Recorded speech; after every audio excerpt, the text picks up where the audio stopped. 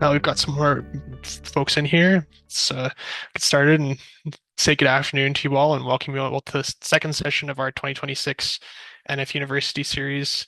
It's lovely to see you all on span of a couple days where it's still trying to figure out what season it is. I know it's gone from very warm to back to being quite cold where I am, but still exciting to see things starting to warm up. I'm James Hannay, NFU Policy Analyst, for those of you who don't know me. I want to begin by acknowledging the land I'm located on and the indigenous peoples and nations of this land. I live on the banks of the Deshkanzibi, the Anishinaabe-Moan name for the Antler River, or what many now call the Thames River. This river connects me to communities across what is now southwestern Ontario. I live on the London Township Treaty Lands, traditional territories of the Attawandaronk, Anishinaabewaki, Haudenosaunee, and Lenape peoples. The NFU acknowledges the long, vibrant history of Indigenous peoples on these lands. We also acknowledge that the treaties have not been fulfilled in either letter or in spirit. As people living on and producing food from this land, we acknowledge the need for equitable access. We acknowledge that many settlers, rural and urban, have received important benefits from the colonial dispossession of Indigenous lands. And we acknowledge that all our relations with land and people have been harmed by ongoing settler colonialism. We consider how we can better treat each other, pursue justice, repair and build our relationships with land and Indigenous peoples, and fulfill the recommendations of the Truth and Reconciliation Commission.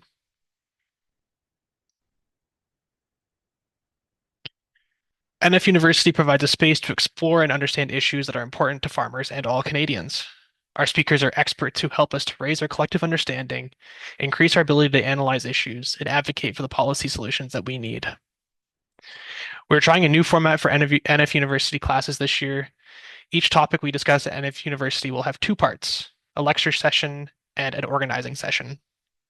Attendees can join the lecture session in the first week to learn about a topic and rejoin the following week to collaborate with each other other people concerned on campaigning on that topic. That being said, this week's session is a special one-off session on seed policy for farmers. There will be no follow-up discussion from this session this week. However, if you're interested in doing seed work with the NFU and SeedChange for that matter as well, we invite you to join the NFU's Seed Sovereignty Committee, which meets monthly to discuss seed policy issues. To sign up for upcoming NFUniversity classes or to watch videos of past classes, please go to www.nfu.ca and click on the button that says NFUniversity. We'll post all these links in the chat, including a way that you can join the NFU's Seed Sovereignty Committee, or you can email Kathy Holtzlander. Now, this collaborative session is not just part of NFUniversity, but also SeedChange's Where Does Your Seed Come From series. Seeds are not just the starting point of our food, they're the result of generations of care, knowledge, and decision-making. They carry stories of culture, migration, adaptation, breeding, and resistance. Yet for many growers, the seed packet is where the story begins and ends. This year, the Bauta Family Initiative's winter webinar series asks us to dig deeper. Where does our seed come from? Who produces it and under what circumstances? What does it mean to support seed systems that are rooted in justice, transparency, and farmer leadership? Seed systems are complex, shaped by geography, labor, economics, policy, and culture. They involve trade-offs. No single model is perfect. This series makes space for nuance, highlights under-recognized work, and builds shared understanding of the systems that feed us. Watch past webinars on SeedChange's YouTube channel at SeedChange. We'll also post these links in the chat. Thank you to Sarah Preston for doing that. This afternoon, we're pleased to welcome Aabir Dey of SeedChange and Kathy Holtzlander of the National Farmers Union. Please keep any questions or chat reactions until the question and answer section of this session, as it can be distracting to both presenters and viewers. If you have a technical problem, however, or need to contact me or our technical team during the presentation, please use the chat function for that purpose only, and you can message myself or Sarah Markey. For those of you unfamiliar with the NFU is a grassroots membership organization advocating for sustainable farms and a just food system. Our members farm and work on farms all across Canada, producing a wide range of crops and livestock using diverse production methods. If you are not yet a member, we invite you to join. If you farm, you can join as a voting member, and non-farmers can become associate members. Just go to www.nfu.ca. There's a link in the chat. The NFU is Always proud to work with our allies at SeedChange on issues like the seed regulatory modernization process and our fight to maintain farmers' privilege for seed. This is why I'm glad to introduce SeedChange as a partner to our first collaborative NFUniversity session. SeedChange advances farmers' seed sovereignty and strengthens resilient food systems through agroecology, farmer-led innovation, and the protection of seed diversity. Its Canadian field program, the Bauta Family Initiative on Canadian Seed Security, works nationwide to build resilient farmer-led seed systems through policy and advocacy while supporting organic and agroecological seed growers, investing in participatory plant breeding, and strengthening regional seed networks. By fostering collaboration among farmers, researchers, and community partners, SeedChange helps ensure that Canadian farmers have access to diverse, regionally adapted seed. Through research, training, network building, and policy leadership, the initiative is helping to create a more equitable, secure, and climate resilient seed system rooted in Canadian farming communities. You can learn more at the links that are posted in the chat. This afternoon, Aabir and Kathy will present for a total of 50 minutes, and we will have 30 minutes for question and answers. We are recording this presentation and we'll post it on YouTube as well as our website. I believe SeedChanges will as well. The question and answer session will not be posted.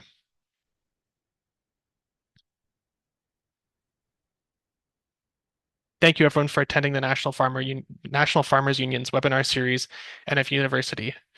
Our presenters today are Aabir Dey and Kathy Holtzlander, and the topic is Growing Seed Sovereignty, Farmers, Seed Policy, and the Common Good. As part of SeedChange's Where Does Your Seed Come From series and the National Farmers Union's NFUniversity, this webinar offers a clear, farmer-focused perspective on seed policy and why it matters now. Grounded in farmers' experience, rights, and time-honored practices of saving, adapting, and exchanging seed, we'll explore how farmers are impacted by seed policies in Canada and internationally. Our speakers will outline a shared vision for what a public interest seed system can look like and examine the ways our current Canadian policy environment benefits or hinders seed sovereignty. For decades, farmers and allies have organized to fight for seed systems that support farm livelihoods, food sovereignty, the environment, and the public good. And we sustain those advantages by staying engaged. Our presenters today are Aabir Dey and Kathy Holtzlander, as I mentioned earlier. After completing a Master of Environmental Studies at York University, researching organic seed systems in Ontario, Aabir Dey joined the Bauta Family Initiative on Canadian Seed Security as Regional Program Coordinator for Ontario. As a national director, he has been instrumental in shaping and leading the training, research, and policy programs developed for SeedChange's Canadian program. Aabir loves working in the field with seed producers and farmers all over the country and is committed to helping them build climate-resilient seed systems. And Kathy Holtzlander is the Director of Research and Policy at the National Farmers Union, where she does policy research, analysis on NFU policy issues, with a strong focus on seed policy and advocacy. Prior to joining the NFU staff in 2011, she worked in several education and environmental and farm advocacy positions and earned an MA in adult education, as well as BA degrees in sociology and regional and urban development. She and her partner have operated a certified organic grain farm near Montnebo, Saskatchewan since 2009. Aabir and Kathy, I'll turn it over to you to start presenting.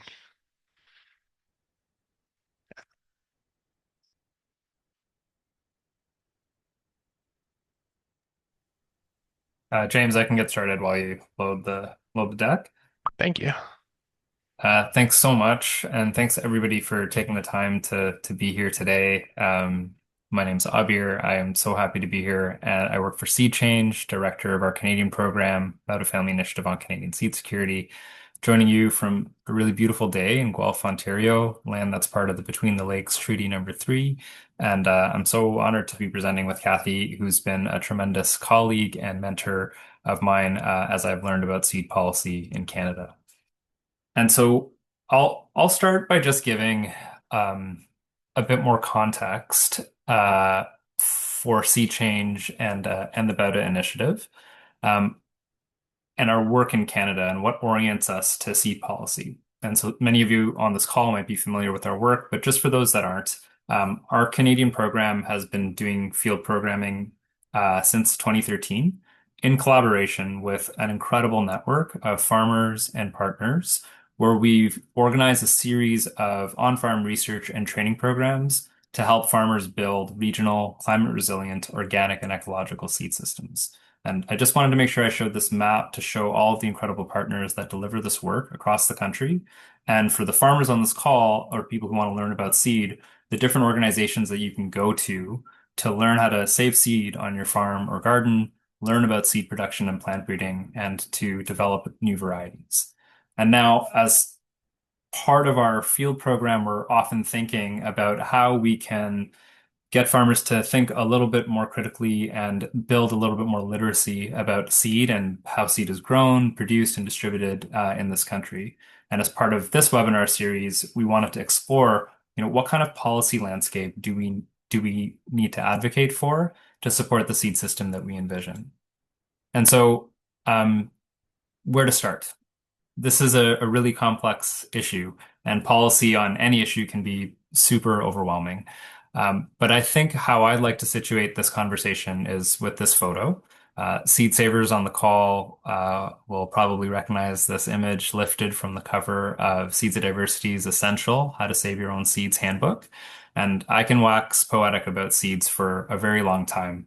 But what I'd like to focus on for this presentation and or to contextualize this presentation are the hands that are planting those seeds. And to frame this around the incredible work that farmers and seed stewards do day in and day out to grow food, steward land, and contribute to food and seed sovereignty. I probably don't need to tell this crowd that's on this call how much work a farmer or a farm worker does. I want to acknowledge that, though, and that on top of a farmer or farm worker trying to grow food, build soil health, manage pests, diseases, weeds, people, prices, fix equipment basically all the time, mitigate and adapt to climate change, advocate for farmland preservation and public research, and be good allies for equity and justice. You also now have to save the seed system and understand all the complexities of seed policy. It's a lot. It's a lot to keep track of. It's a lot to pay attention to. And I want to acknowledge that that might be, the context that a lot of people can be in when they're entering into these conversations. But I guess I also want to acknowledge that without seeds, we don't have food. And what we hope to do in this webinar is make that policy landscape for seeds in Canada and how it impacts farmers a little bit easier to understand and demonstrate some ways on how we can participate and be in solidarity together to advocate for what's important for farmers, what's important for the public good, and how in doing this work here, we are also in solidarity with international peasant farmer-led seed movements all over the world. Um, Farmers are also not a monolith, though, and we work in our program predominantly with organic and ecological farmers, but there may be all kinds of growers on this call. So I want to turn to a quote that I read a while back when I think about seed sovereignty and how to figure out a solution that works for all farmers. And I'll just read it. Uh, what do farmers want? Clearly, different farmers want different things, but it seems reasonable to suggest that most want recognition of their contributions, fair rewards for their labor, the freedom to farm as they please, good seeds that produce good crops but that do not ruin their land or lead to lost autonomy, and supportive communities that exercise control over the food they consume. Seed policy can be a very controversial issue, but this doesn't feel very controversial to me. It feels galvanizing, and that's how we want to center this conversation around the common needs of all kinds and all scales of farmers and how that can serve the public interest. And to make it a little bit more explicit, in terms of where we're coming from, when we think about the kinds of seed systems and policies that we want to support, first, I'd like to draw everyone's attention to the Seed Act for Farmers, or the Farmer Seed Act developed by the NFU a couple decades ago. And Kathy will get into that in more detail, but we wanted to pull out some principles shared by SeedChange and the NFU and so many others that underpin that act. And some of those principles that, in terms of the seed system that we want to support, we want a seed system where everyone can preserve and access seed diversity in perpetuity for the public good. We want farmers to be able to save seed on their farms to support their farming operation and livelihood. We want seed being developed by farmers and plant breeders regionally for the kinds of farming conditions that are going to preserve the health of the planet. And we want to do all of this while upholding and respecting Indigenous seed sovereignty. We're going to get into a lot of technical concepts and policies today, but I want to ground our discussion around these principles so that you know where we're coming from. Our vision of a resilient seed system is where everyone can access, grow, share, and enjoy the food and seed that they need to sustain their well-being, their cultures, and their livelihoods in ways that restore and maintain the ecological health of the planet. And so this presentation today is going to focus on understanding formal seed policy system change in Canada. But I also want to acknowledge that Indigenous seed systems, those that are the basis globally for all the seed diversity we have existed long before and outside of the formal seed systems in this country and continue to exist rightfully outside of that jurisdiction. And so when we talk about changing seed policy in Canada, I want to be clear that what we're trying to do is make changes within the formal seed system to serve the public interest while simultaneously upholding and respecting Indigenous seed sovereignty and Indigenous seed systems that have existed outside of it and can hopefully thrive alongside it. So with that context, I'm so happy to pass it along to Kathy, who's going to take us to school by giving us a pretty awesome lesson on seed policy in Canada and the history of it. And then we'll both chat a bit about the state of seed policy today and share some ideas around collective action and political positions that we can take. Over to you, Kathy.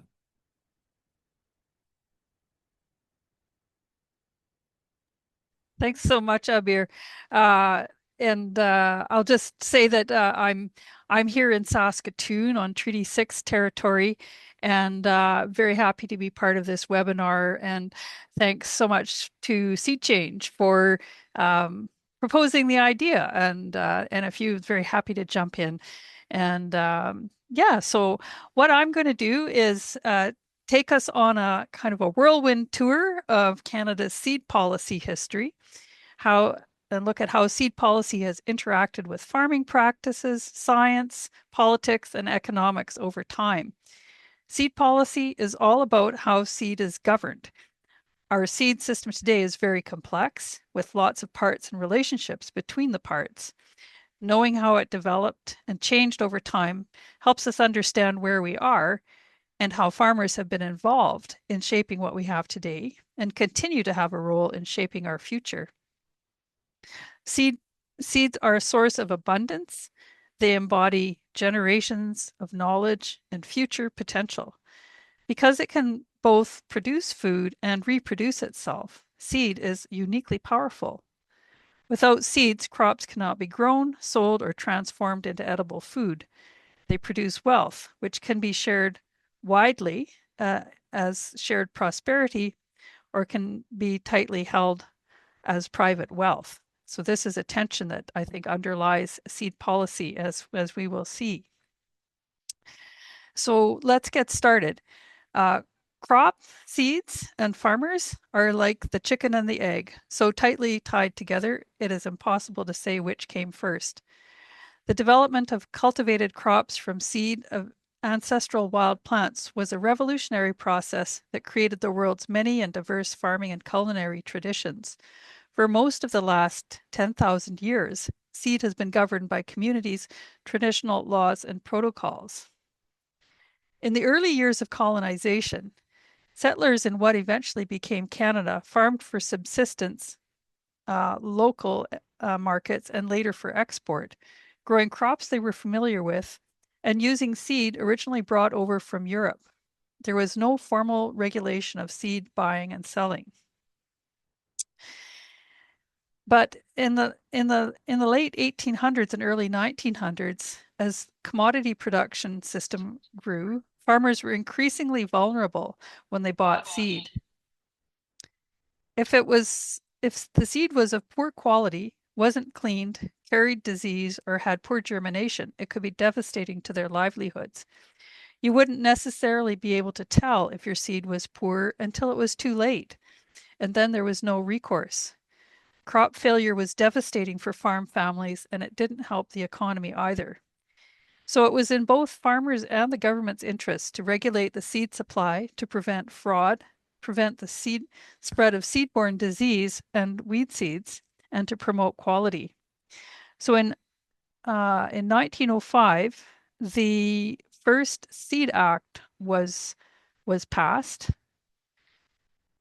Oops, I think yeah, that's what I wanted to be on. So in the first Seed Act was passed in 1905. It prohibited selling cereal and forage seeds contaminated with weed seeds and authorized enforcement. And this is still the foundation of subsequent versions of the Seed Act, including our current Seed Act. Okay, so solving agricultural problems to improve production and quality and to help farmers succeed were also government priorities. In 1884, the Canadian government asked Dr. William Saunders to recommend a framework of agricultural research in Canada. And that's a picture of him in the field. He's actually also was a plant breeder, and that's a picture of him doing some work in the field. He proposed, and the government established, a network of experimental farms, each focused on a geographic region to study its crops, conditions, and farming challenges. And so that map that you see shows the original experimental farms that were established. And many of them are still in operation today, although some are threatened, and we'll talk about that later.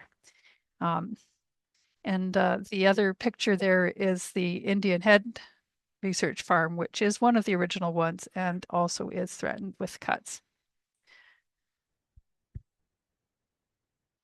In the 20th century, our society's relationship with seed began to change. Plant breeding started to become institutionalized. This was due both to new knowledge from Gregor Mendel's study of trait inheritance, along with a change in how governments viewed their role in regard to agriculture and farmers.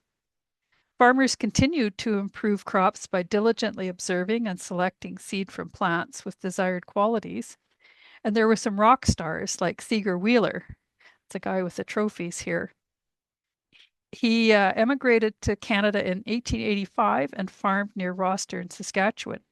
He developed 4 commercial wheat varieties and also bred oats, barley, and potatoes. Wheeler joined the Canadian Seed Growers Association, which was established in 1904 by the Department of Agriculture to promote growing better crops from better seed. Over the next decade and a half, the association moved from seed crop improvement to promoting pedigreed seed with standards for quality and purity. And in 1923, the Seeds Act was amended to bring in purity and lineage requirements for certified pedigreed seed. This was the beginning of our variety registration system. In 1912, the Canadian Grain Commission was established, again to prevent fraud. Farmers suspected that grain buyers were systematically cheating them by downgrading their wheat and paying them less than it was worth. The early Grain Commission inspections proved this was true. The Grain Commission's mandate is to safeguard the quality of Canadian grain and to regulate the grain industry in the interests of producers. The CGC sets standards for grain quality, and so it has an important role in ensuring registered seed varieties will produce quality crops. And these pictures, the one of the man looking at a tray of seeds there, he's an inspector, and the men with the sitting outdoors, they are CGC workers who were inspecting or taking samples from rail cars way back in the early days of the Grain Commission. And it continues to be a really important institution for farmers.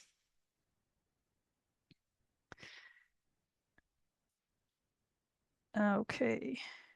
Oops, I should go back one. James, can you turn it back one? Oops, wrong direction. Sorry. Canada's first seed regulations were established in 1960. They have been amended over time and deal with a wide range of matters. And Aabir will talk more about that a bit later. Canada developed a public interest seed regulatory system in the first half of the 20th century, which has served farmers and the national interest by ensuring that seed used for commercial crops was high quality, produced valuable crops that domestic and export customers wanted, and was not susceptible to plant diseases. Quality standards prevent fraud and provide clean seed with guaranteed germination rates. A public plant breeding system provides a pipeline for new varieties with continuous improvement for end-use qualities, disease, and pest resistance. Over the decades, while the seed-related institutions, laws, and regulations were being set up and operating, changes in seed breeding and technology have significantly affected and driven changes in seed policy and its relationship between farmers and the government, the seed sector. Okay. So in the 1920s, the technique to create hybrid corn was developed by American researchers. Crossing two different parent lines, by crossing the two different parent lines, the progeny could produce a vigorous crop with desirable qualities from each parent. In Canada, scientists at the Harrow Experimental Farm and the Central Experimental Farm worked on public hybrid corn breeding. Seed saved from hybrid crops produces a crop with mixed characteristics from parent lines, like if you save the seed from your hybrid crop. Thus, it made sense for farmers to buy new hybrid seed every year so that they could have consistent crops. This created an annual market for corn seed. And hybrid corn company, which was established in 1926, was the beginning of what has become a very powerful private seed sector. Hybrid later became Pioneer through various mergers and acquisitions is now Corteva, one of the biggest global seed corporations. In the 1970s, a new kind of intellectual property was developed called plant breeders' rights. This is a legal framework that defines what qualifies as a new variety and gives the breeder the right to a monopoly on selling it for a period of years, and during that time is entitled to collect royalties from buyers. An international association known as UPOV promotes plant breeders' rights, including by developing model laws for countries to enact. The National Farmers Union recognized plant breeders' rights as a way to control farmers' access to and control of seed. Right back when it was first, the idea was first suggested in the 70s. We organized to oppose the introduction of Plant Breeders' Rights Acts and were successful in stopping Canada from passing the UPOV 78 model law until 1991. And then UPOV continued to work on tightening plant breeders' control of new varieties and came up with a new, even stricter version known as UPOV 91. Canada attempted to bring in this version in 2004, but farmers, led by the NFU, were able to stop that initiative. The Harper government succeeded in bringing in UPOV 91 in 2015, but the NFU's campaign was successful in getting this bill amended to expand the scope of the farmer's privilege clause, which has made a difference. We also rang the alarm that the new law allowed for farmers' privilege to be restricted or eliminated by regulation at some future date. We have seen the first attempt to do this this year when the CFIA proposed to eliminate farmers' privilege for fruit, vegetable, ornamental, and hybrid crops. And farmers' privilege means that farmers, if they purchase plant breeders' rights protected seed, are allowed to plant seed from that crop to grow future crops without paying another royalty or asking permission. Crops that are not easy to hybridize, such as wheat, or that have smaller markets, such as forage crops, are primarily bred through the public plant breeding system. However, the seed corporations can gain more control of these crops through plant breeders' rights laws and regulations.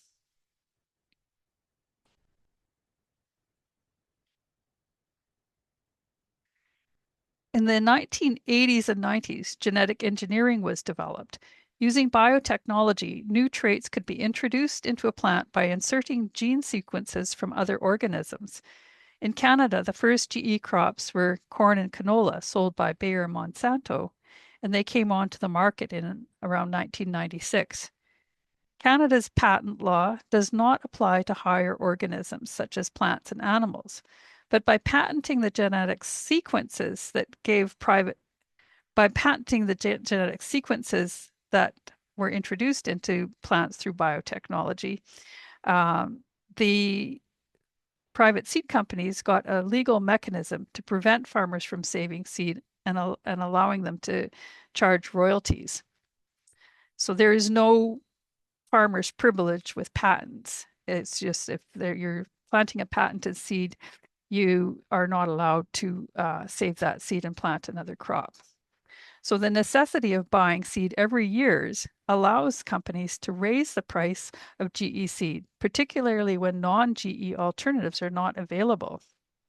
And the graph in this slide shows how the price of the cost of planting an acre of crop has gone up a lot with canola, that you cannot save seed from year to year, compared with wheat and barley that have maintained a lower, more steady price. And that is a direct result of the monopoly control that is available to the patented GM canola crops.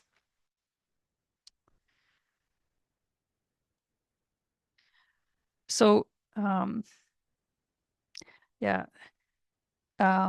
Instead of regulating, and this is back to the policy and the regulations, instead of regulating genetically engineered seeds according to the technology process used, Canada's seed policy defines them as plants with novel traits, which is a more ambiguous category. They are regulated under the seed regulations. Companies, when they want to bring in a new GMO variety, they provide data to the CFIA. The CFIA reviews it and then publishes a decision document. And varieties that are regulated this way are identified as plants with novel traits, or PNTs. So new biotechnology techniques such as CRISPR-Cas9, known as gene editing, are now available. The regulatory system has to deal with this. Biotech companies would like governments to regulate products of gene editing as if they were traditionally bred. The CRISPR technique changes the plant's genome instead of inserting new DNA, but it is still manipulating the genome in ways that do not occur in nature. Instead of regulating gene-edited seed the same way as transgenic GMOs are under the PNT regulations, Canada has adopted a regulatory guidance for gene-edited seeds, and this is an official document about how the regulations should be interpreted. The CFI regulatory guidance for gene-edited seeds lets companies assess whether their product contains foreign DNA or meets one or more of the CFI's 5 plants with novel trait triggers for regulation. If the company decides their seed is non-novel, the CFIA would not be informed the product exists and it could be marketed without any regulation. However, the fact that it was gene edited is still detectable. Gene editing makes significant changes to a plant's characteristics and distinct changes to a plant's genome, even if foreign DNA used in the editing process is removed prior to marketing. Since new methods and techniques of gene editing are constantly being developed, the future risks from gene-edited plants are truly unknown. We need mandatory government regulation and disclosure of all products of gene editing to protect the environment, conventional and organic farmers, and the public from future risks stemming from technology's health and environmental impacts. And now here's a good news story. In the early 2000s, biotech companies proposed a system to prevent farmers from using farm-safe seed by making seeds sterile unless treated with a spray to reverse the sterilization process. This was suggested as a way to prevent contamination of other crops. But the companies would control access to the reversal treatment. So this system became known as Terminator technology. The Canadian government actually supported this technology, but there was massive farmer and public opposition to this technology within Canada and around the world. The campaign succeeded in getting a worldwide moratorium on the technology at the UN Convention on Biodiversity in 2006. So patents, plant breeders' rights, and hybridization have become strategies to reduce or eliminate the age-old practice of seed saving, creating an annual market for seed and limiting access to seed. In crops without legal open pollinated options, companies have been able to raise the price of seed and link seed sales to the sales of other inputs such as herbicides, pesticides, and fertilizers, which they sell as packages. Seed is one of the NFU's key files, and we've been standing up for farmers' interests on seed issues since our founding in 1969.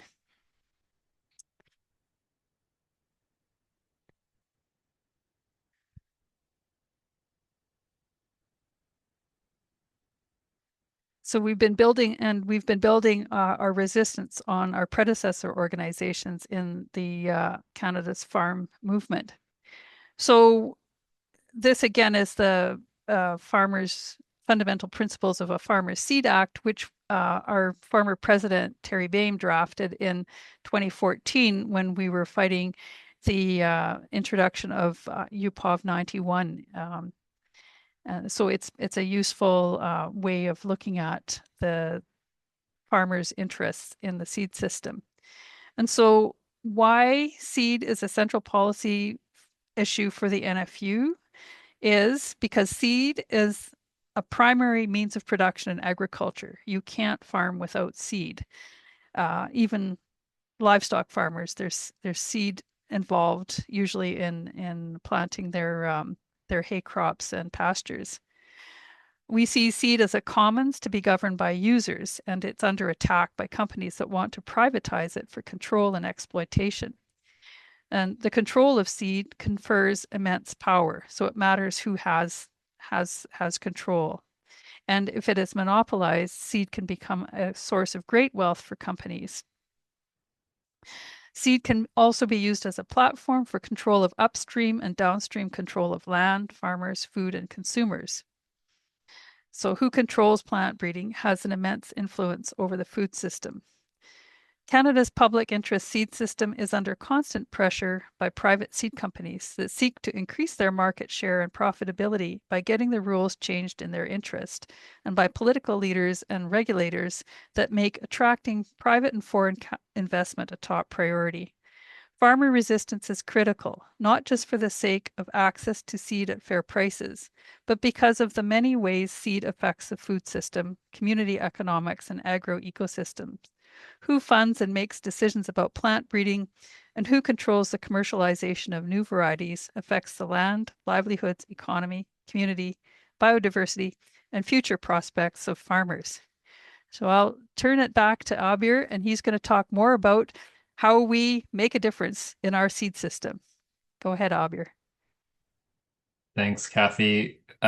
Sometimes I feel like you've forgotten more about the history of Canada's seed system than most of us will ever know. So thank you so much for providing like all of that depth and all of that context.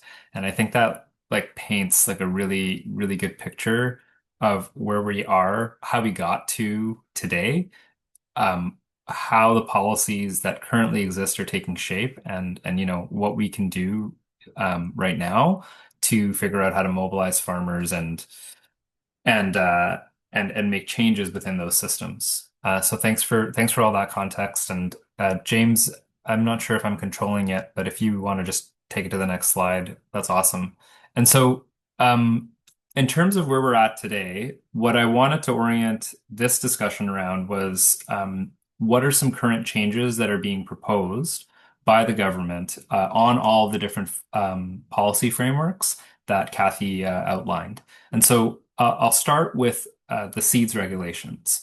And since 2020, SeedChange has been part of a government-led working group where they are reviewing the seeds regulations. And we're on that working group with the Canada Organic Trade Association, and there to kind of bring the perspective of all the farmers we work with and all of the national and provincial partners that we work with to ensure that the seeds regulations continue to preserve seed quality standards and public oversight of essential seed services for farmers.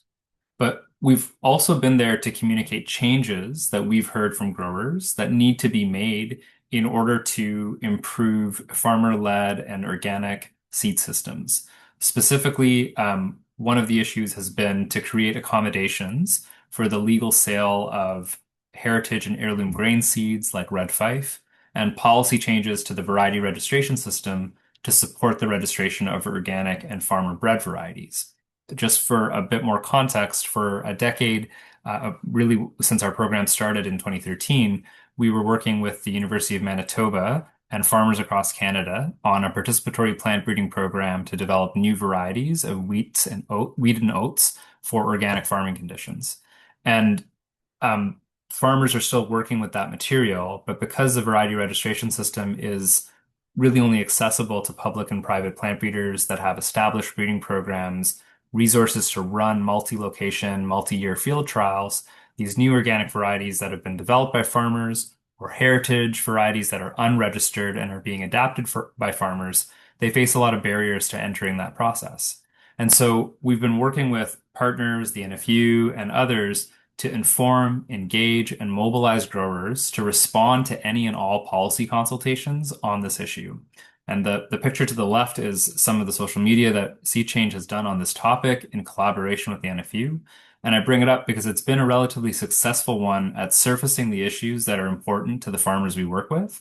And what we're seeing in this process is that the government's hearing farmer concerns, incorporating these perspectives, and proposing some solutions that might meet those needs, maybe not for all issues, but for some. And in the chat, we'll share the most recent results from their latest consultation, where there was clear support for the government to maintain the public kind of elements of the seeds regulations and also figure out a regulatory and policy change to develop accommodations for heritage heirloom grains, organic and farmer-bred varieties.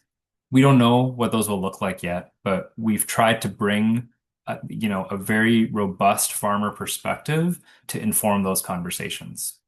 The other two pictures kind of relate to issues that are more challenging, right? And I think it's because it reflects the tensions that Kathy spoke about in her presentation about whose interests are being served through policy and regulation.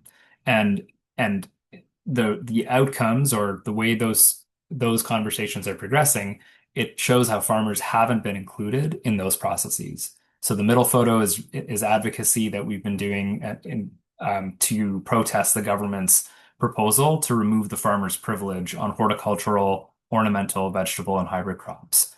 Kathy had talked about like what this would mean. Farmers would not be allowed to save seed from protected varieties of those crops, which means that they can't adapt those crops to changing climatic conditions on their farms. They may be limited to access certain varieties, and you're just encroaching on the age-old practice of farmers saving seed on their own farm. The NFU organized an e-petition, collected over 6,000 signatures protesting this change, and we mobilized farm organizations and farmers across the country to submit comments to the Canada Gazette. That's the second link that Sarah shared. It's still in review, and we'll see what happens, and we need to stay vigilant. And the last kind of set of photos on the right draws attention to the incredible work that the Canadian Biotechnology Action Network has been doing to advocate for mandatory transparency for all gene-edited and genetically engineered varieties that enter the marketplace. Kathy talked about that in detail, but the thing that we need to understand is right now the floodgates are opening and organic and non-GM seed integrity is at risk. But by staying engaged on these issues, mobilizing with coalitions like CBAN, we can continue to try and reverse that tide. And I think I'll pass it off to Kathy to talk a little bit about the AAFC cuts. Yeah, thanks, Aabir.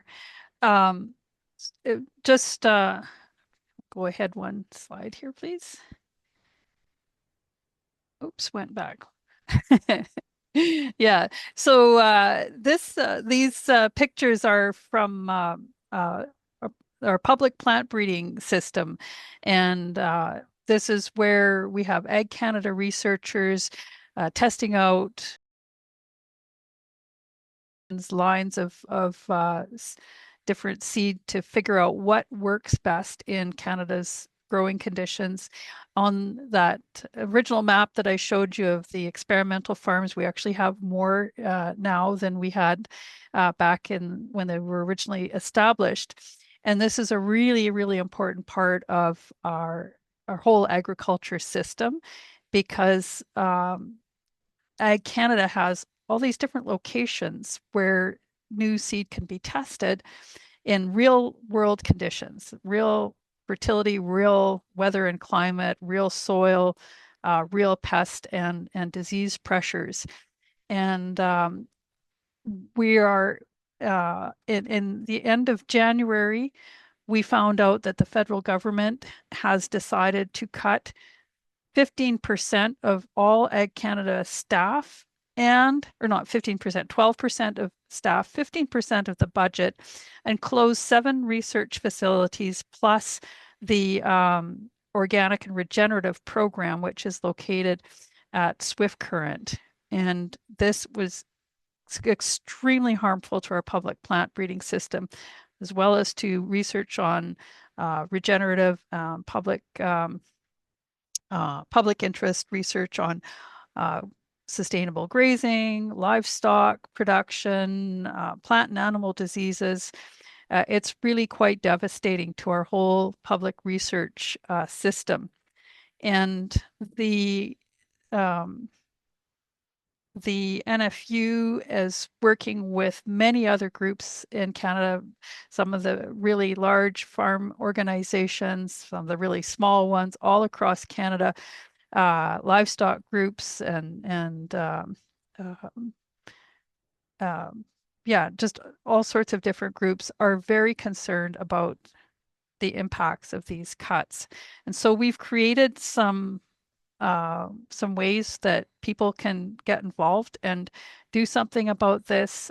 We've got an e-petition, we've got a letter writing campaign. You can just click a link and get a template letter. You can change the wording as you see fit. Really important to mention you're a farmer if you are a farmer, and then we've also got a paper petition, which is great for tabling. If you're going to something like CD Saturday or you've got a booth at a farmer's market, you can get signatures on the petition. And as soon as you've got 25 signatures, you can send it to an MP and they have a duty to present it in Parliament. These are all ways to have your voice heard and show that people care about this. We've also got a link to a video that one of our members made about the importance of the Indian Head Research Farm and its role in producing the seed that is used to seed farms all across the prairies. It's a critical step in the seed production system. And then I had an interview with a local radio station that's been turned into a podcast that kind of goes into all of these things. So that's, if you haven't heard enough from me, there's more there. So anyways, I'm just going to go to the next slide here. And we also organized a letter, a joint letter that we had 19 organizations so far have signed on to it, which we sent to the minister and members of the Agriculture Committee. And now today it's going out to all members of Parliament so that they will get the message from us. And this isn't the only joint letter that's being sent to government. There's virtually unanimous opposition to these cuts, but the government doesn't seem to be listening. So it is a really important campaign to try and push back and save our public research capacity. Because as I was talking about in the earlier part of the presentation, privatization of our research capacity and control over how our seed is developed puts power and wealth into the hands of private companies, and it's not available to be shared around the larger community and used for public interest purposes. So that's, I'll leave it there. I'm sure there'll be more to talk about later on. So go ahead, Aabir. Yeah, thank you, Kathy, and thanks to the NFU for the leadership on protesting the cuts to AFC's research and science programs. For the last few minutes that we have in terms of what we'd like to share, I wanted to spend a bit of time. We've spent a bit of time trying to understand and unpack the intricacies of seed policy in Canada and where things are at today, what's happening, and I hope that's been instructive and educational for everyone. Where I'd like to shift this conversation is into thinking about what to advocate for in a different way. So over the past 5 years, the seed regs have been under review, as I've talked about, and over the past decade, the farmer's privilege has been constantly at risk, and GE varieties are increasingly accessing the market without transparency or public oversight. What happens in the next 5? What happens in the next 10, next 20? We unfortunately can't just fight once, one time for the things that we need. We need to be constantly organizing and constantly thinking about how to advocate for a seed system that we want and how to do that strategically. So, within SeedChange's work with the federal government, we've been, participating in formal channels, trying to communicate to the government what accommodations or tweaks are needed that'll lead to incremental changes. It'll help this constituency of farmers, or it'll help all farmers. It'll limit the adverse impacts on farmers. And these are really important things to advocate for. I hope we've made that clear. But I also want to acknowledge that they're still just incremental.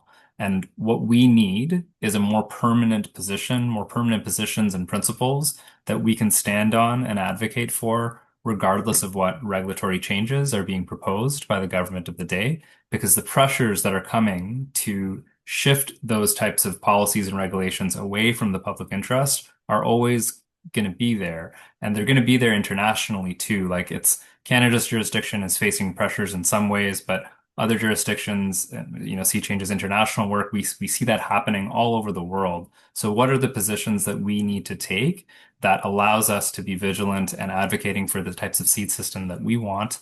And how is that in solidarity with farmer-led seed systems all over the world, public interest-led seed systems all over the world?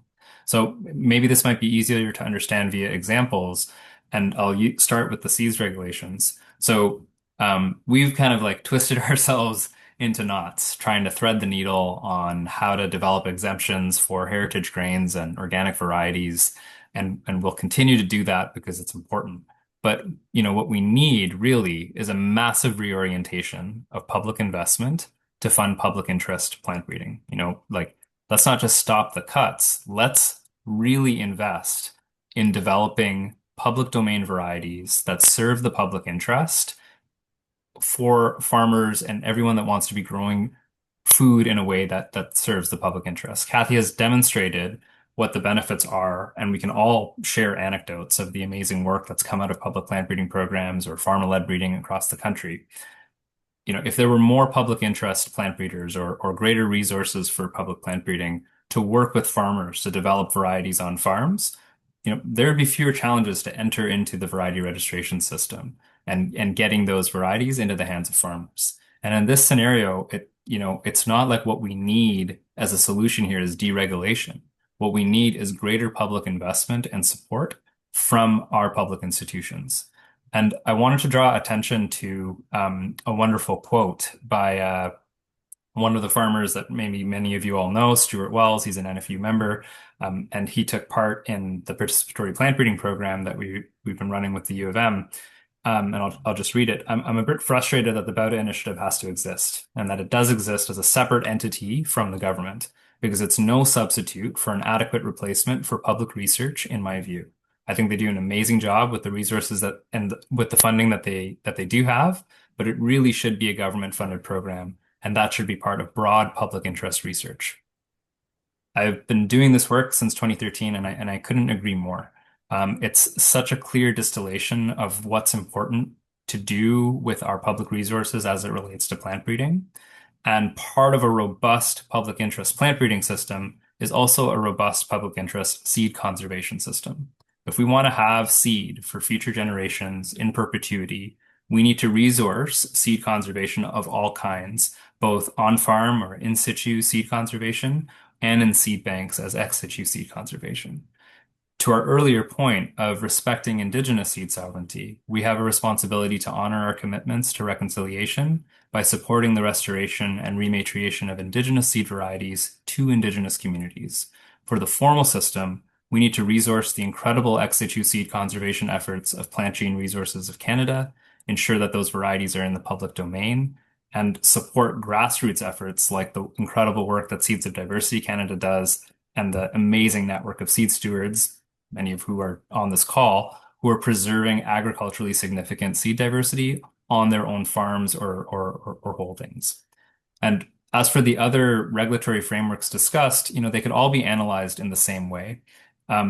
Kathy talked about how the NFU mobilized a number of farmers to protest the proposed changes years ago for royalties on farm saved seed. Government stalled on that, but now it's happening to horticultural varieties, and we're working to just preserve the farmer's privilege for that. Like, let's just enshrine farmers' rights to save seed on their own farms, and that should never be up for discussion. That should never be up for debate because it's essential to livelihoods and the public good. And on the issue of gene-edited varieties, I mean, I'm not sure if anybody from CBAN is on the call. I'm sure they could speak to this more, but their campaign on no exemptions basically spells it out. These changes are going to be detrimental to anybody who wants to access organic or non-GM seed, and we absolutely need to follow their lead to demand regulatory approvals and demand market transparency for all gene-edited, all genetically engineered varieties, no exemptions. And so this kind of distinction between incremental changes and participating in time-bound consultations that'll hopefully, improve the situation or mitigate harm, it's important. But we also need to understand what the long-term public policies and investments we need to be advocating for that can benefit everyone. And that's at the crux, we think, of how to build and be more strategic and advocating for what we really want and what we need as a farming community to build resilience and justice into our seed system. I think that wraps up our formal part of the presentation. I want to maybe acknowledge that nobody can do this work alone. Seed sovereignty is a shared responsibility with all of us. So we'd like to close by engaging with all of you. What does a public interest seed system look like to you? Thanks for your time.